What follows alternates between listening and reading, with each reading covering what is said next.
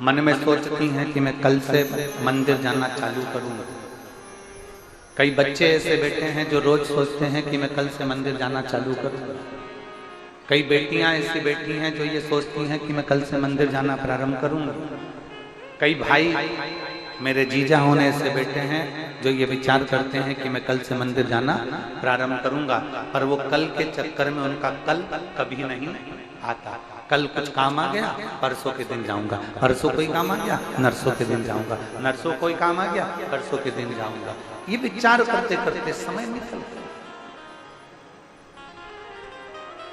हम अच्छे समय की तलाश करते रहे और अच्छा समय आया ही नहीं।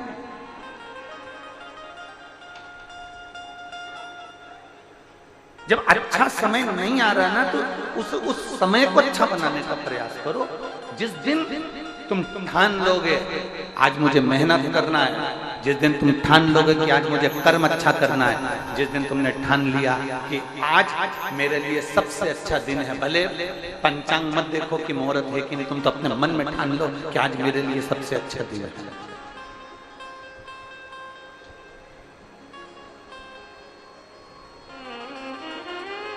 सुबह उठा करो ना, जब प्रातः में उठते हो, उठते से ही सुबह उठते से ही सबसे पहले जब पलंग पर उठकर बैठो, चाय पियो मत पियो, पानी पियो मत पियो, सुबह उठते से ही बैठते से ही पलंग पर जैसे उठ के बैठो वैसे तुम्हारे मन में एक भाव उत्पन्न कर लो कि मेरा भोलेनाथ मेरे साथ उठ गया है, मेरा भोलेनाथ मेरे साथ आज कदम से कदम मिलाकर चलेगा और आज मेरा भोलेनाथ मेरे साथ रहेगा और आज मुझे अच्छा काम करना है तो अच्छा काम होगा। श्रेष्ठ कर्म अपने आप हो।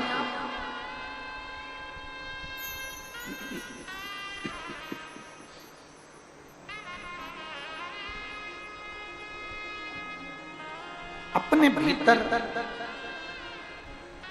ऐसा भाव उत्पन्न कर लो कि मेरा शंकर मेरे साथ में है, मेरा देवाधिदेव महादेव मेरे साथ में है, मेरा शिव मेरे साथ में है। समय निकल जाएगा ना तब उसको याद कर कर रोना ही रहेगा।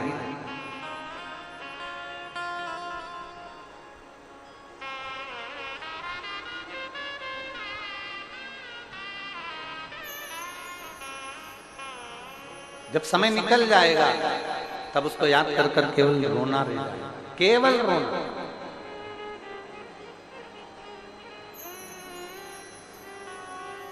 उस समय को पहचानना। बचपन निकल जाएगा तो भी रोना ही रह जाएगा बाद में कि मैंने अपना पूरा बचपन गंवा दिया। जवानी निकल जाएगी तब केवल रोना रह जाएगा कि मैंने अपनी पूरी जवानी गंवा दी। और बचपन खेल में खोया, जवानी नींद भर सोया, बुढ़ापा देख कर रोया, सिराने मौत हंस। अंत समय में मृत्यु भी तुम्हारे ऊपर हंसेगी कि अपना बचपन गवाया, अपनी जवानी गवाई, अपनी अधेड़ी गंवा दी। अहम में, अभिमत्ता में, अहंकार में, नशे में तुमने अपनी पूरी जिंदगी को बर्बाद कर लिया। बुढ़ापा जब आएगा उस समय पर ना औलाद तुम्हारी सुनेगी ना तुम्हारा जवाब देगी, तुम पड़े रहोगे और तुम अपना मुख से केवल चिल्लाते रहोगे। उस बचपन को अच्छा बनाना, उस जवानी को अच्छा बनाना, उस अधेड़ी को अच्छा बनाना।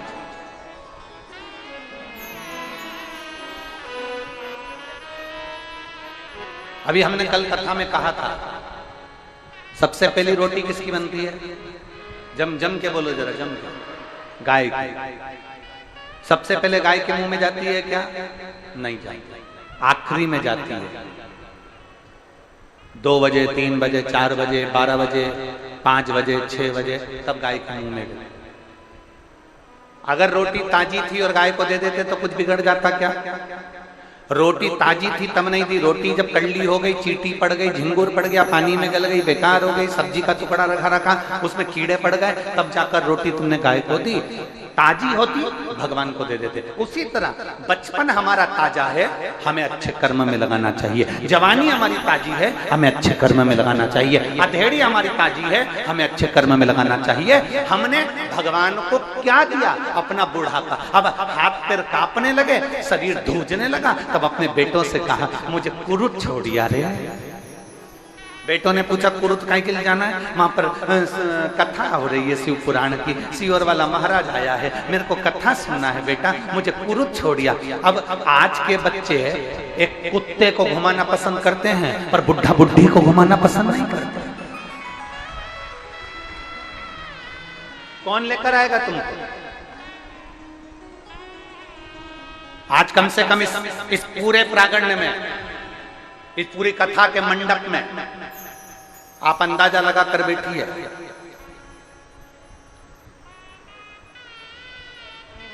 यहां पूरे मंडप के अंदर 50 से अंदर के लोग बैठे हैं, 50 से ऊपर वाले तो बहुत कम लोग बैठे पूरे मंडप में। कोई 25 साल का, कोई 20 साल का, कोई 15 साल का, कोई 18 साल का, कोई 30 साल का, कोई 35 साल का, कोई 40 साल का, कोई 45, कोई 50 तक के लोग ज्यादा बैठे, 50 के ऊपर के कम बैठे पूरे मंडप में। आज आपने अपना जीवन सुधार लिया। अब विचार करेंगे कि बुढ़ापे में हम भगवान के मंदिर जाएंगे, बुढ़ापे में शंकर के मंदिर जाएंगे, एक लोटा जल चढ़ाएंगे, बुढ़ापे में हम शिव जी के पास जाएंगे, एक लोटा जल चढ़ाएंगे, मालूम पड़े पांव सांस नहीं दे, घुटने में दर्द हो, कमर में दर्द हो, हाथ धूज रहे, नेत्रों से दिखाई नहीं दे रहा, कानों से सुनाई नहीं दे रहा, शरीर कांप रहा, और हम सोचें कि शिव जी के मंदिर जाएंगे। भोलेनाथ कहते हैं माँ बचपन तूने मुझे दिया है, जवानी तूने मुझे दी है, अधेड़ी भी तूने मुझे एक लोटा जल चढ़ाया है, तो भगवान शंकर कहते हैं बुढ़ापे में तुझे मेरे मंदिर आने की जरूरत नहीं, मैं तेरे घर पर खुद तुझे एक लोटा पानी पिलाने के लिए। तूने बचपन में मुझे जल चढ़ा दिया ना, तूने जवानी में मुझे जल चढ़ा दिया ना, तूने अधेड़ी में मुझे जल चढ़ाया है ना, मैं बुढ़ापे में तुझे पानी पिलाने के लिए आऊंगा, मैं स्वयं आऊंगा। तूने मुझे जल दिया है तो मैं तुझे जल दूंगा। तूने आज अपना कल सुधारा है तो कल परसों का मैं तेरा सुधार दूंगा। आज तूने मेरे लिए कुछ करा है तो मैं तेरे लिए करूंगा। शिव महापुराण की कथा तो यहां तक कहती है कि आप अपने जीवन में एक लाइन, अपने जीवन में एक पर्चे में लिख कर रखो कि मैंने किसी को भोजन कराया, मैंने किसी को पानी पिलाया, मैंने किसी को दुख की घड़ी में साथ दिया, तो परमात्मा भी तुम्हारे को उस दुख की घड़ी में साथ देने के लिए तैयार खड़ा होगा, निश्चितता। जैसा हम कर्म करेंगे वैसा कर्म हमारे सामने होगा, जैसा हम सोचेंगे वैसा हमारे सम्मुख में होगा, जैसा हम विचार करेंगे वैसा हमारे सामने होगा, जैसी हमारी दृढ़ता होगी वैसा हमारे सम्मुख में पहुंचेगा।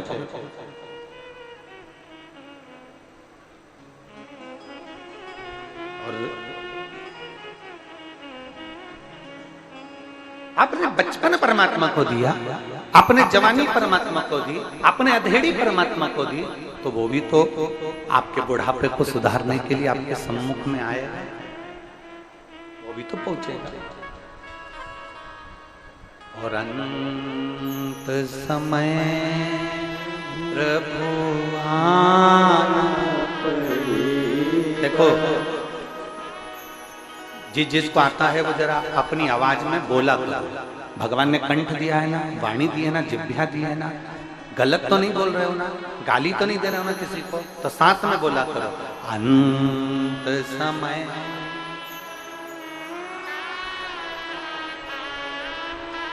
वचन दिया तो आए ना आए प्रभु कुटुंब कबीला, अंत समय प्रभु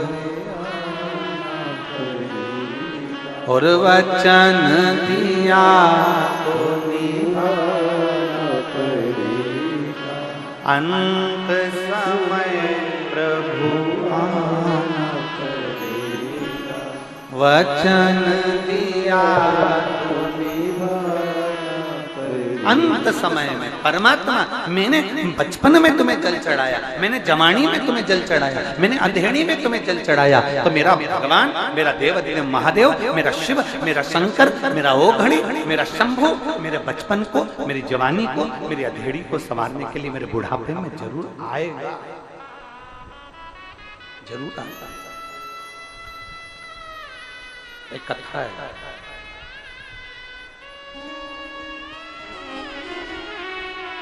एक बड़ी सुंदर सा चरित्र है, बड़ी सुंदर सी कथा है। एक ब्रह्मचित्त नाम का एक शिव भक्त था। ब्रह्मचित्त नाम का एक शिव भक्त, क्या नाम है उसका? जम के बोलिए, ब्रह्मचित्त। जम के बोलो, ब्रह्मचित्त। एक ब्रह्मचित्त नाम का एक शिव भक्त, बड़ा सरल, बड़ा बहुत सहज,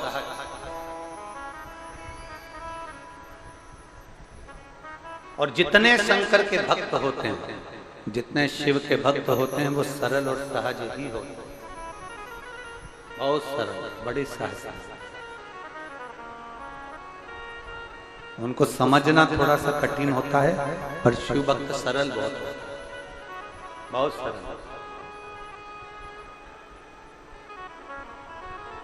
सहज, ब्रह्मचित्त, बहुत सरल।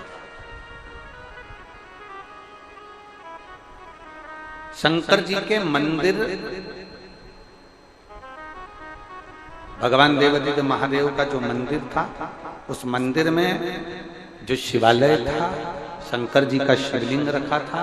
शंकर जी के समझिएगा जरा, जैसे ये शिवलिंग है, ये जलाधारी है, यहाँ से पानी बहता है, ये शिवलिंग, ये जलाधारी, यहाँ से पानी बहता है। अब ये पानी बहता हुआ सामने एक नाली बनी होती है, देखा है आप लोगों ने? जम के तो बोलो जरा। जहां से ये शिवलिंग है, ये जलाधारी है, यहां से पानी बहता है, यहां से पानी बहकर जाए। अब ब्रह्मचित्त का काम क्या था कि ये जो शिवलिंग है और इसके ऊपर जो लोग जल चढ़ाकर जाते थे, और ये पानी जो नाली में बहकर जाता था, इस नाली को वो प्रतिदिन अपने हाथ से साफ किया गया। ब्रह्मचित्त प्रतिदिन, उसका एक नियम था कि इस नाली को साफ करना।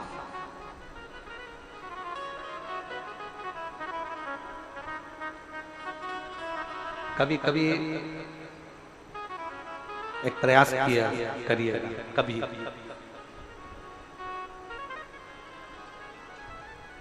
शरीर में अगर बहुत ज्यादा रोग घेर लिया और बहुत बड़ी बीमारी ने घेर लिया और वो बीमारी ठीक नहीं हो रही और अथक अपन ने प्रयास किया, बहुत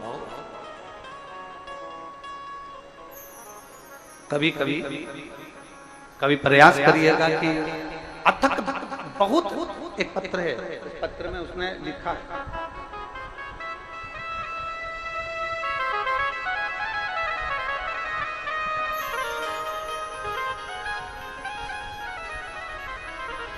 मोनिका शर्मा,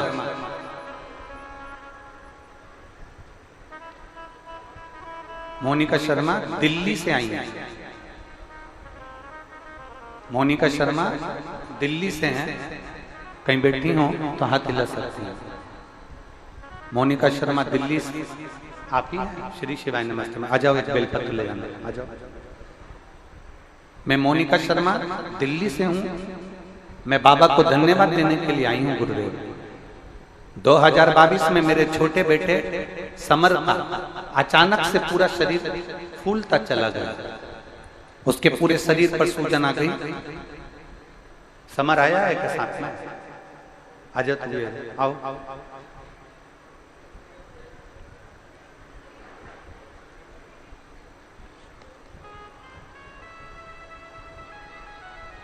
2022 में मेरे छोटे बेटे समर का अचानक से पूरे शरीर फूलता चला गया, सूजन आ गई।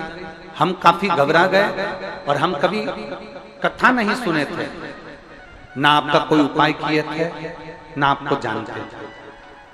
हम हॉस्पिटल में गए तो उसे 8 दिन भर्ती रखा गया।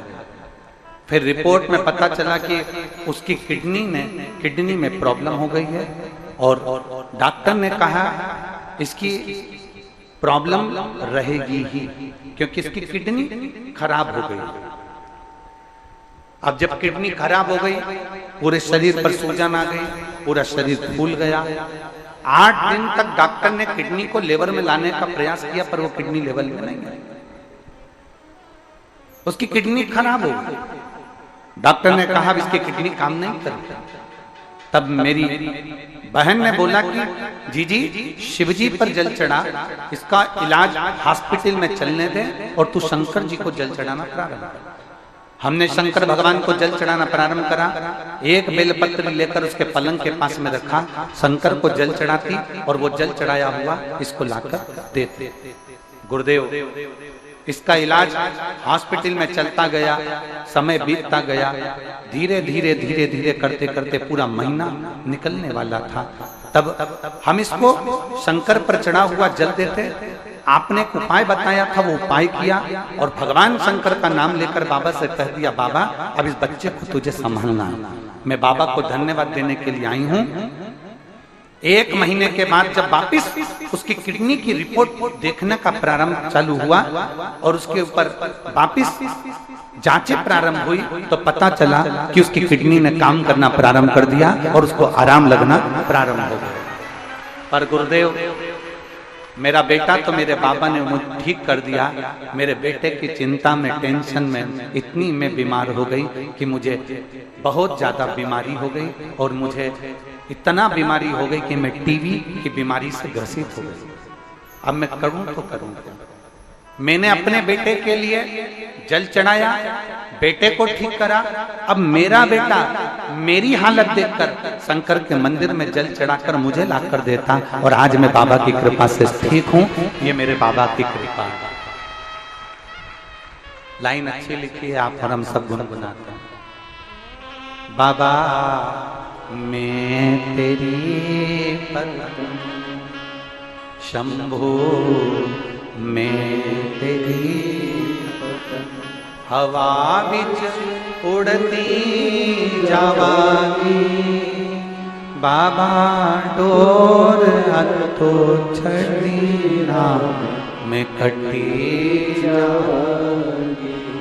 भोले मैं तेरी पत्नी, शंभो मैं तेरी पत्नी। मैं बाबा को धन्यवाद देने के लिए आई हूँ। और ये जहाँ हम आए हैं कथा में, हमारी मौसी का परिवार है। मैं उनको भी धन्यवाद देती हूँ जिन्होंने हमें शिव महापुराण की कथा को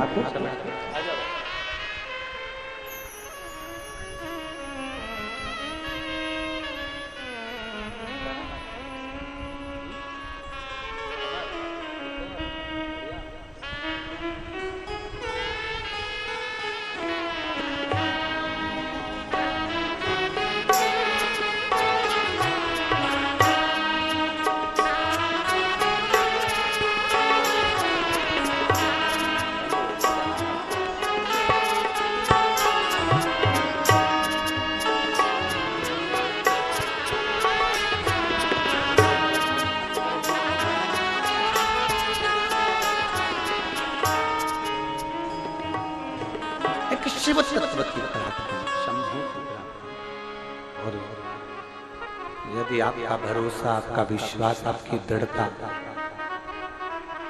बहुत प्रबल है तो मेरा शिव आपका दुख मिटाने के लिए आपके सम्मुख में आता जाए।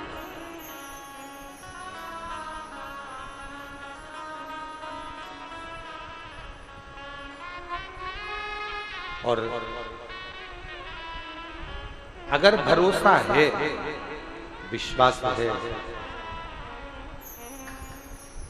तो वो आएगा। अपने भरोसे को जितना गड़ी बना सकते हो उतना गड़ी बनाना। इस माँ ने अपने पत्र में लिखा है, डॉक्टर कहते हैं इसको ये किडनी का प्रॉब्लम रहेगा, पर दूसरी जब जांच कराई तो डॉक्टर कहते हैं कि अब इसकी किडनी ने काम करना प्रारंभ कर दिया, तो अब ये टेंशन तुम्हारा खत्म हो गया। ये शिव तत्व है। आपका भरोसा, आपका विश्वास, आपकी दृढ़ता, आपकी लगन आपको शिव के करीब लेकर जाती है, तो शंकर को आपके करीब लेकर आती है।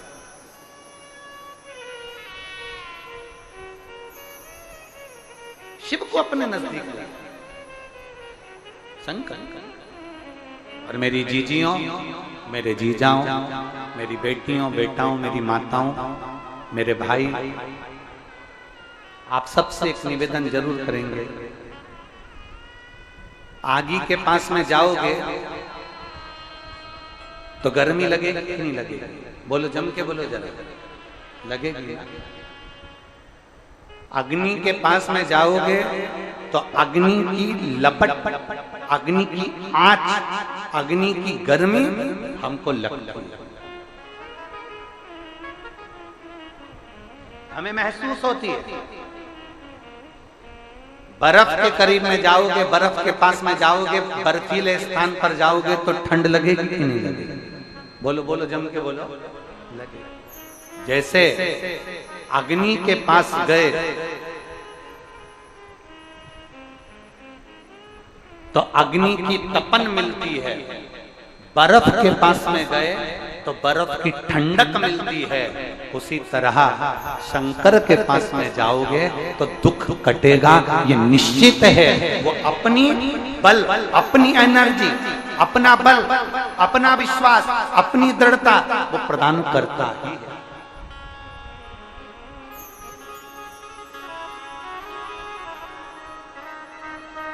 वो अपना विश्वास देता है, अपनी दृढ़ता वो प्रदान करता है। पर वो शंकर को पहचानने के लिए बहुत बहुत बहुत नेत्र अच्छे चाहिए। शंकर को पहचानना सरल नहीं है। रामकृष्ण परमहंस जी इस पृथ्वी पर प्रकटे, कौन पहचाना उनको? संत तुकाराम ने इस पृथ्वी पर जन्म लिया, कौन पहचाना उनको? नामदेव जी ने इस पृथ्वी पर जन्म लिया, कौन पहचाना उनको? मीराबाई ने पृथ्वी पर जन्म लिया, कौन पहचाना उनको? कर्माबाई ने पृथ्वी पर जन्म लिया, जो जगन्नाथ भगवान को भी अपने हाथ की खिचड़ी खिला देती थी, उसको कौन पहचाना? जरा विचार करिए। ना माँ कर्माबाई को कोई पहचाना, ना माँ मीराबाई को कोई पहचाना, ना नामदेव जी को कोई पहचाना, ना तुकाराम जी को पहचाना, ना रामकृष्ण परमहंस को पहचाने, ना चैतन्य